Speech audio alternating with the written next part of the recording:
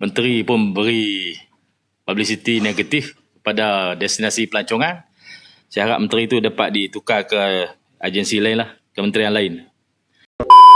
Tentang satu komplain yang panas di pasaran sekarang ni, iaitu dikatakan kadar pelancong yang merosot di Langkawi. Ada satu naratif yang cuba dibawa dan usaha berterusanlah untuk memberi gambaran yang salah tentang Langkawi. Kononnya orang dah tak datanglah ke Langkawi. Dimulakan oleh Menteri Pelancongan sendiri yang menjawab di Parlimen, kononnya ada gangguan ataupun halangan-halangan kepada pelancong tak boleh pakai seluar pendek. Sebenarnya perkara itu tak pernah berbangkit dan saya sudah periksa dengan semua agensi. Tak pernah ada siapa larang siapa pun daripada, khususnya pelancong bukan Islam lah, daripada pakai seluar pendek di Langkawi. Tak pernah berbangkit, tiba-tiba dibangkitkan. Satu yang sangat luar biasa lah oleh Yang Berhormat Menteri Pelancongan.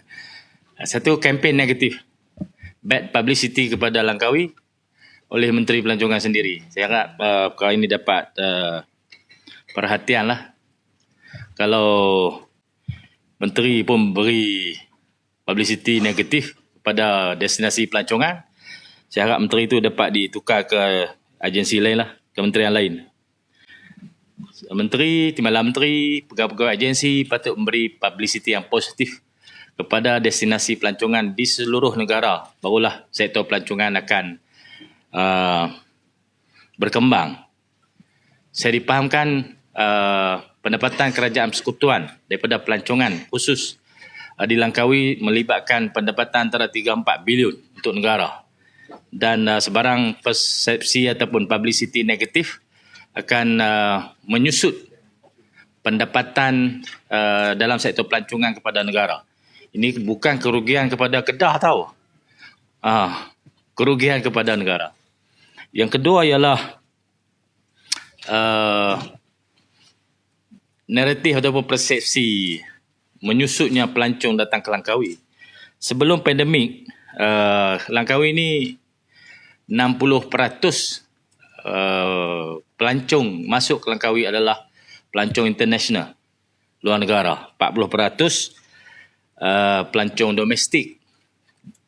Di kalangan pelancong domestik, mereka hanya berbelanja sekitar RM300, tetapi pelancong international berbelanja RM900 hingga RM1,000 purata di Langkawi. Jadi sebarang kekurangan kemasukan pelancong international akan membawa kekurangan kepada pendapatan dalam sektor pelancongan. Dulu kita ada direct flight daripada Qatar Airways 7 kali seminggu. Sekarang ni direct flight tu belum berjalan. Qatar Airways dia ada 121 destinasi. Bawa daripada 121 destinasi masuk ke Langkawi sehari sekali. 7 kali seminggu. Sekarang penerbangan itu belum dimulakan. Telah diusahakan untuk bermula kemasukan pelancong international ni sejak zaman pandemik. Qatar Airways mula-mula datang jumpa saya untuk buat bubble tourism. Mereka yang cadangkan. Sampai sekarang belum dapat dilaksanakan. Saya harap perkara ini dapat diambil perhatian oleh pihak kerajaan persekutuan.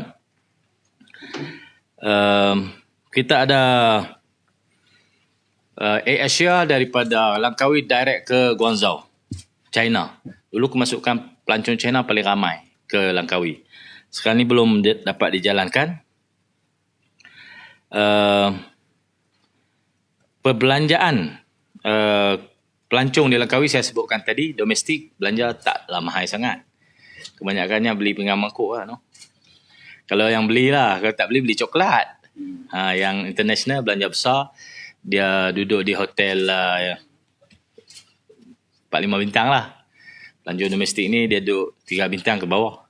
Ada juga 5 bintang pun ramai juga. Tapi kebanyakan. Jadi pendapatan sektor pelancongan akan terjejas sekiranya kemasukan ke Langkawi itu makin berkurang. Dan yang mengendalikan pembangunan Langkawi, mereka juga ada unit untuk penggalakkan pelancongan.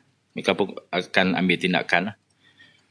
Setakat Oktober 2023 ini, kemasukan 2.2 juta daripada sasaran kita 3.2 juta untuk 2023, sasaran yang diletakkan oleh LADA.